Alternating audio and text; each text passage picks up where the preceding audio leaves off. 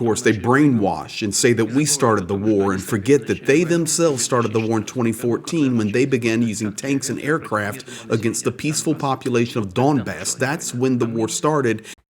Yes, you heard Vladimir Putin call it a war today, and also you heard him blame Ukraine for starting the war. We did not start it. Ukraine started it when they attacked us in 2014. And no, you cannot make this stuff up. That is not artificial intelligence. That was stated by Vladimir Putin today at Rosatom. We'll get into that in just a moment, but this is why the thumbnail is the way it is. Friends talking about divvying up Ukraine. Let's make a deal. I want Alaska too.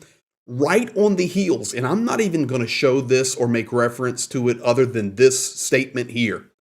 The disaster talking about World Cup and Donald Trump pulling out a picture that Vladimir Putin sent him or gave him, and he's going to autograph it, and hopefully Putin can come to the World Cup in 2026. Are you wondering if Ukrainians heard about that? Absolutely. Have soldiers heard about it? Absolutely. What are they saying? Actually, not surprised, because they already are aware of what is happening in the relationship between Donald Trump and Vladimir Putin, no matter what they say. Additionally, today, multiple meetings happening, and I was meeting with one commander. We were preparing for our Frontline run, and I'll give you guys an update on that at the end of this video update. I want to get to these clips that you need to see first. But as I was speaking with him, he told me, and this is a high-level guy, he says, Greg, listen, the Alaska summit, all it did was confirm the friendship between Vladimir Putin and Donald Trump. We know it here in Ukraine. We know what the score is. The rest of it is a show. He says then about Zelenskyy and the European leaders going to Washington. Once again, that validated to us here in Ukraine the show that is happening, and now we see the after effects of that. You have your own American company struck in Ukraine, and your president does nothing about it, Greg, other than talk about a beautiful picture with Putin, and we're going to go to the World Cup together, possibly in 2026. He says, so we're aware of that. He goes, but we do have a good thing that has come out of it. Europe understands what they must do now, even confirmed after those meetings. And secondly, Ukraine is confirmed that we are fighting a just war for our independence. Now, ladies and gentlemen, a lot of video clips came out today, and I just got back. It's late night here in Ukraine. We've been prepping for these Frontline run and aid drops, and once again, I'll update you on that at the end. But it was so strange for me because when I got back to my apartment here, the clips I'm going to share with you did nothing but confirm what the Ukrainian commander was sharing with me. So I have for you tonight, get your popcorn and your movie duds on, 5 clips that you need to see. Maybe you've seen them other places. I don't know, but I've got them voiced over, translated perfect for you. The first 3 clips are from Vladimir Putin, and I'm going to give you the entire clip of him saying we did not start the war. In fact, let's just start with that, and then 2 from Lavrov. And then I'll give you a summary and thank you again for what's going to unfold. Here we go. This is Putin talking about we did not start the war. Well, by the way, we don't have unfriendly countries. We have unfriendly elites in some countries, and I assure you, propaganda works with the peoples of these countries. Of course, they brainwash and say that we started the war and forget that they themselves started the war in 2014 when they began using tanks and aircraft against the peaceful population of Donbass. That's when the war started, and we are doing everything to stop it, but that's not what I'm talking about right now. Where did we have the main cooperation? Where were our main contacts? It's in China and India. That's where our contacts are. So, huge statements there today by Vladimir Putin, and you may or may not have seen those. I don't know. But he point blank says that Ukraine was destroying Donbass. Well, ladies and gentlemen, you know as well as I know that it is Russia leveling Ukraine, including Donbass, to the ground. not it is Russia leveling Ukraine. Yeah, Russia. And I think that's what I said. Leveling Kharkiv region. I mean the entire nation, guys. Zaporizhia region, Lugansk is leveled. You name it. And he even has the audacity to make that statement that it is Ukraine doing it. Now he goes on to talk about relations being restored do not depend on us. And by the way, you saw him at the end mention India and China. I've been telling you guys about India. It is significant, and this BRICS cooperation, these relationships, these guys want a new world order, and this is the step they're taking to do it. Okay, here it is. Vladimir Putin talking about relations being restored. They don't depend on us. I think that there is some light at the end of the tunnel. And now there was a very good, meaningful, and frank, direct meeting in Alaska. Contacts are continuing at the level of our ministries and departments and companies, and I very much hope that the first steps that have been taken are only the beginning of a full-scale restoration of our relations. But it doesn't depend on us, it depends on ours. First of all, Western partners in the broad sense of the word, because the United States is also bound by certain obligations within the framework of various associations, including the North Atlantic Bloc. The next steps now depend on the leadership of the United States, but I am confident that the leadership qualities of the current president, President Trump, are a good guarantee that relations will be restored. And I hope that the pace of our joint work on this platform will be maintained. So there you have it. You can see him sitting there talking about nothing depends on us. And I'll tell you what's interesting in this, and of course he's talking and he's stroking Trump's ego. Putin's a master. But I worked on that video for quite a while and got the voiceover done for you. But there is something that I just noticed while recording this for you guys, and I think we need to take a look at it here. Did he make a finger motion? Contacts are continuing. Let's see. At the level frank direct meeting in Alaska. Did Putin do what I think he thought? I guess. I did not even notice that, to be honest with you, but I'm not putting anything on it, just showing it to you. Now, here we go to the third and final clip of Putin, and this is just hours ago, him talking about the partnership in Alaska. And this is what the Ukrainians were telling me today. This is correct. Listen, that meeting in Alaska was not about Ukraine.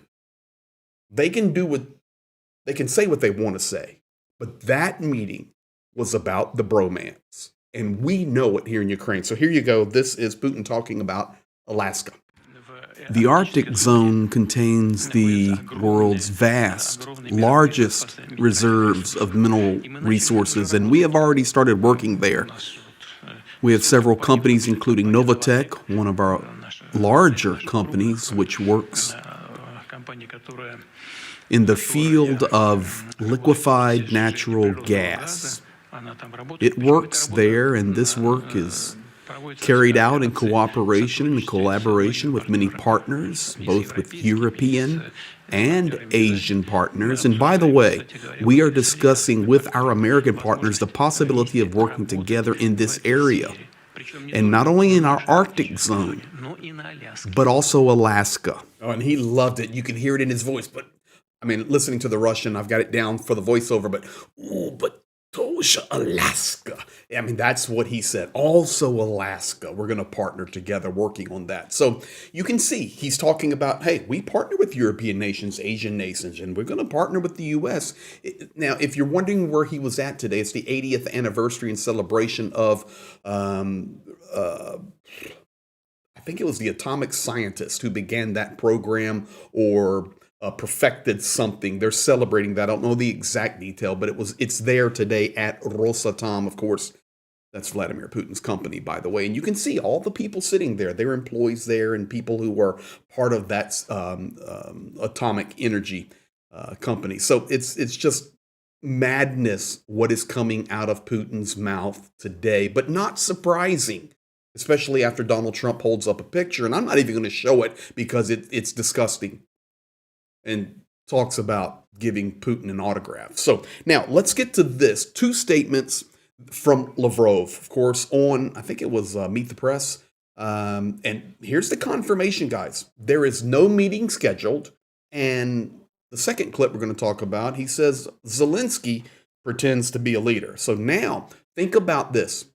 In about 12 hours, all 5 of these big statements were made on the heels of Trump holding up the picture of Putin and just doing this. No, I will not show that video or that photo. Just loving it, gloating in it. Okay, here's Lavrov.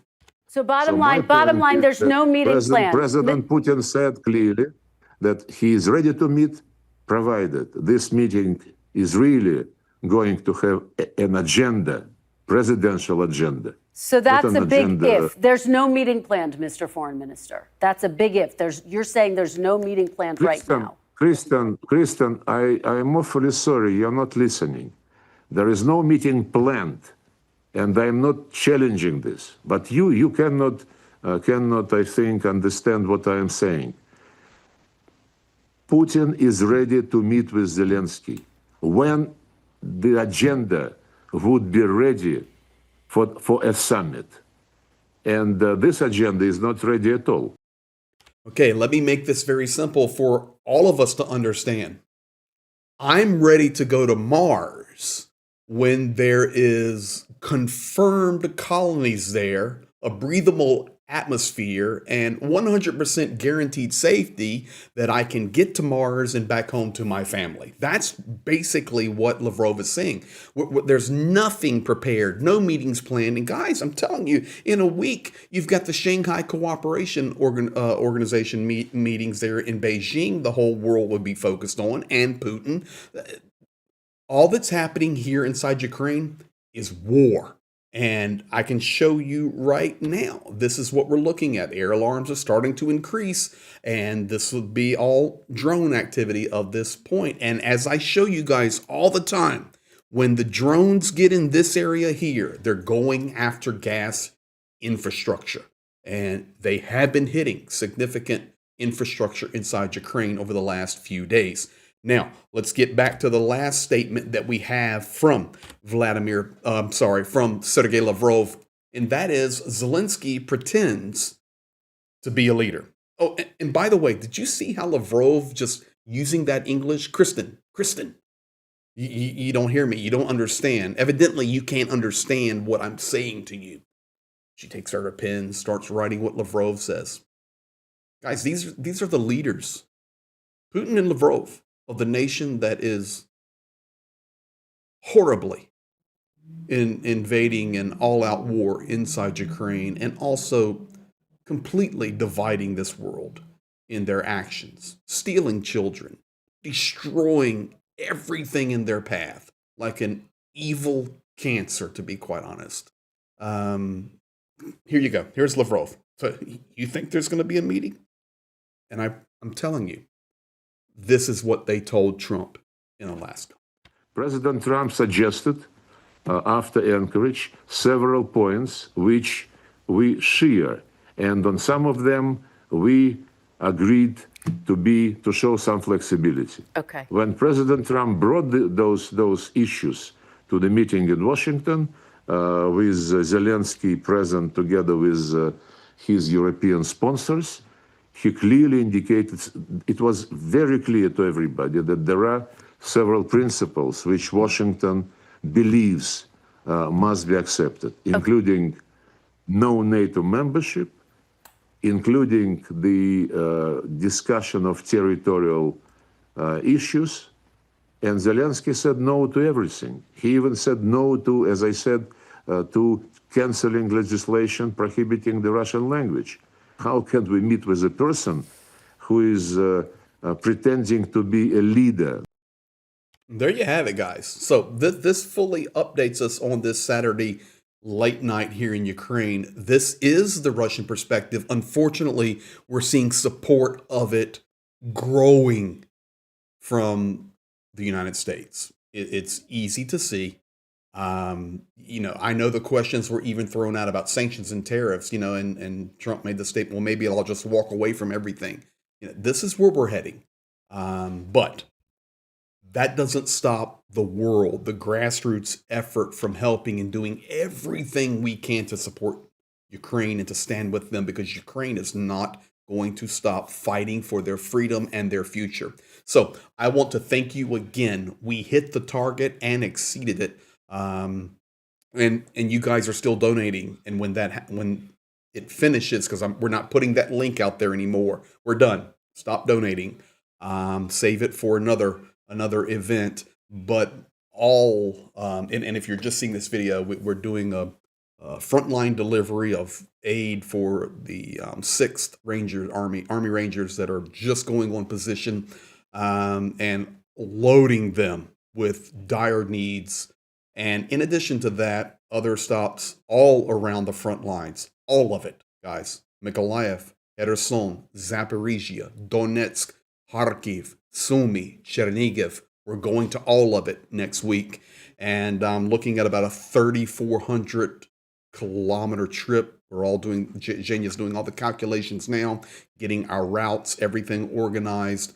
But thanks to you, you're going to see next week some serious care in action, and it's because of you. So we say thank you for that, and you will be experiencing it. So if you're new to the channel, make sure you subscribe and put the notification bell on, because next week we'll actually be with the guys, and when we're with them, you're with them. So thank you for all that you do. I'll be updating you tomorrow as normal, and I think we're planning right now to roll out on Monday morning. So you guys be blessed, and we'll be back at you. This is the reality of what's happening here in Ukraine tonight. Good night.